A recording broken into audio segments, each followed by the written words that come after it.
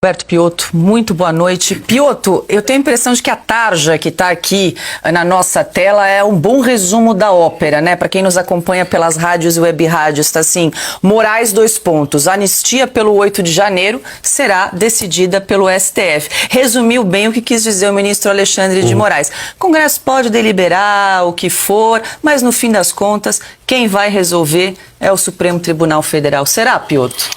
Paula, boa noite, Augusto, Alexandre, Ana Paula. Eu vou fazer aqui voltar no tempo. Eu fico imaginando o que os constituintes pensariam dessa tarja hoje, o desprezo intelectual que teriam pelo ministro Alexandre de Moraes ao ouvirem tal afirmação. Mas vamos pegar por alguns pontos. O Alexandre e a Ana já me ajudam por demais aqui, é um privilégio para mim. Primeiramente que a Constituição, ela é muito clara, ela pode ser acusada de um monte de coisa, mas não dá para dizer que alguém não está entendendo o que está escrito aí, ainda mais nesse capítulo da anistia. A outra coisa que é muito positiva, o tema está crescendo. O fato do Alexandre de Moraes ter que responder essa questão é porque alguém sentiu a necessidade de perguntar sobre isso. Há 4, 5 meses ninguém faria essa pergunta. O tema era quase proibido. Em boa parte dessa imprensa que o Augusto faz referência com muita frequência aqui, que esqueceu de fazer jornalismo.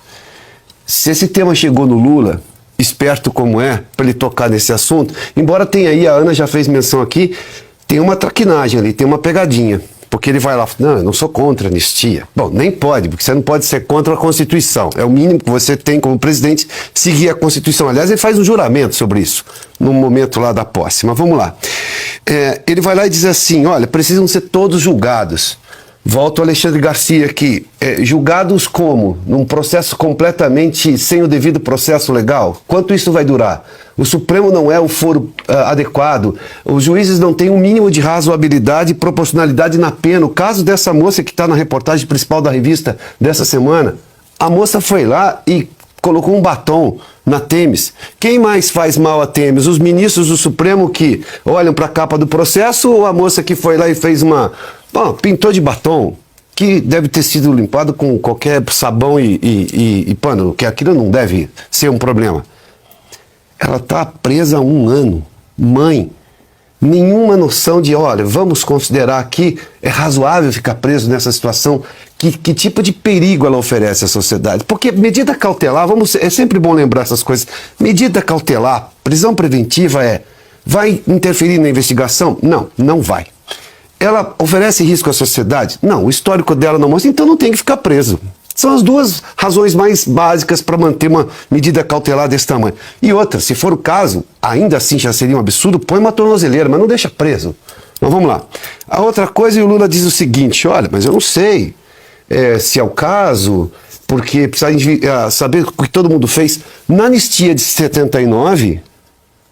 que o Alexandre já fez menção aqui, o Augusto cita com muita frequência também, já são quase 46 anos, foi em agosto de 79, se não me engano. Então já serão 46 anos agora, daqui a pouquinho. Também não se sabia tudo, o que cada um dos lados fez. Aliás, essa é a razão de ser uma anistia. Vamos parar, porque esse negócio está tomando muito tempo do país. E vamos resolver de uma outra maneira. E olha só, eu tenho citado isso com frequência, o país só avançou depois da anistia. Em tudo, política e economicamente. E sem anistia é impossível imaginar a realidade brasileira. Por fim, o importante é que o assunto está ganhando corpo. Augusto chamou de histórico aqui aquele pronunciamento no voto do ministro Luiz Fux, e eu tomei a liberdade de subscrever, porque aquilo é muito mais do que o que foi visível. O incômodo internamente no Supremo, que a gente provavelmente não tem acesso, é muito maior. E isso é um bom sinal, porque estão lembrando novamente que há uma Constituição. A gente vai falar muito de Constituição no programa de hoje, né? Enfim, tomaram a noção clara de que existe uma Constituição. Esse argumento do ministro Alexandre de Moraes é só o tipo do radical que está se debatendo para tentar preservar o seu naco de poder, que não é constitucional. O ministro Supremo não pode ter todo esse poder, nem achar que vamos julgar o que o Congresso fez. Não é prerrogativa do Supremo julgar uma decisão clara e inequívoca do Congresso sobre a anistia.